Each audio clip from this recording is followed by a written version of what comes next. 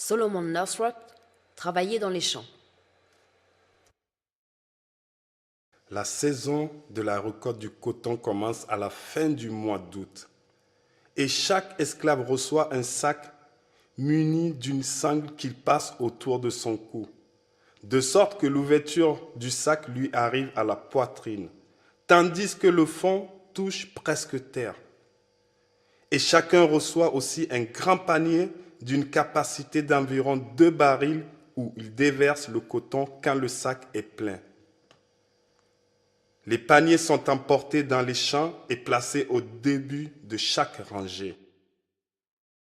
Les cotonniers atteignent 5 à 7 pieds de haut. Chacun a de nombreuses branches qui poussent en tous sens et s'entremêlent au-dessus du sillon d'irrigation. Mais rares sont les spectacles aussi plaisants que celui d'un vaste champ de coton en fleurs. Il s'en dégage une impression de pureté, comme d'une immense étendue de lumière immaculée ou de neige fraîchement tombée.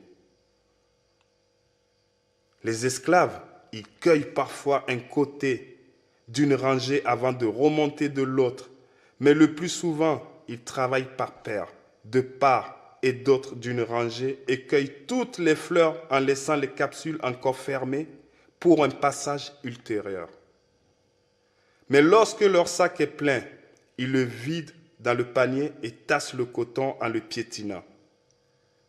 La première fois qu'on traverse un champ de coton, il faut faire très attention à ne pas casser les branches des cotonniers, car une branche cassée ne fleurit pas. Et là, Epps ne manquait jamais d'infliger le châtiment le plus sévère aux malheureux qui, par manque de vigilance ou parce qu'ils n'avaient pu faire autrement, étaient coupables de cette faute.